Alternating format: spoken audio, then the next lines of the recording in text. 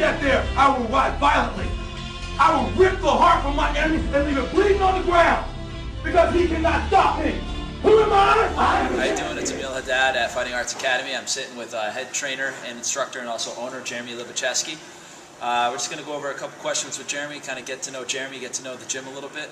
So Jeremy, first question I'd like to ask you, what drew you to martial arts at such a young age? My grandfather, he was huge and inspired me to do martial arts. He was a boxer, competed in judo, in the military, and just kind of fell in love with him as a little kid. All right, now how long have you been doing martial arts? Since I was probably 3. And so about 27 years? Yeah. All right, so what's kept you in it for that long? I mean, that's longer than I've been alive. I just love doing it.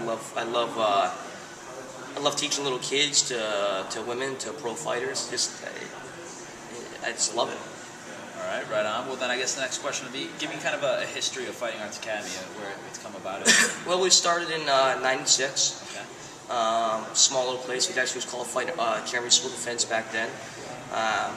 Very small. No one knew it was a mixed martial arts school because of the name.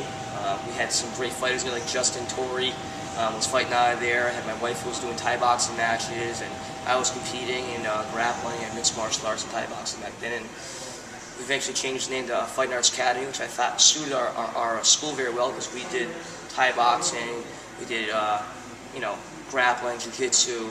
We also competed in boxing, and we also had a lot of self-defense stuff too. So I figured it fitted our school better. I'm surprised nobody knew about it. Accomplishments Jeremy has had. Fought in pancrase, fought in Muay Thai, fought in mixed martial arts, competed in grappling. He's 5-time national champion grappler, and also represented the U.S. team at the Canadian Cup. So I'm kind of surprised people didn't know about it back then. But you're right, mixed martial arts was kind of small back then. Definitely different back then. I mean, our fights back then were, it was basically get a couple guys together and here's some fights. Yeah, and no pay. And no pay. Well, it's not like we're making much money now. I didn't mean to say that. It's not a dig at anybody.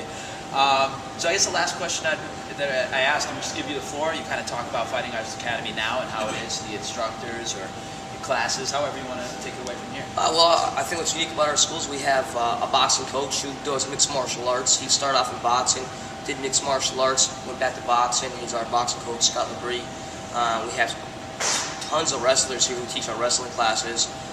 We have 3 different jiu-jitsu coaches, and we have 4 different Muay Thai coaches. So, best thing to do is come on in, try the free class, and see what you think. All right, well, thank you everybody for watching. Like I said, we'll have more videos coming up periodically, probably every week. We'll be doing a technique video with him fairly soon. Hopefully we'll be doing some wrestling with me or Leon or Abby or Ryan. We have a bunch of guys who wrestle. We have some more guys coming in after they finish up with the national tournament. So best of luck to those guys, and thank you very much for watching. We'll talk to you next week. When I get there, I will rise violently. I will rip the heart from my enemies and leave it bleeding on the ground, because he cannot stop me. Who am I?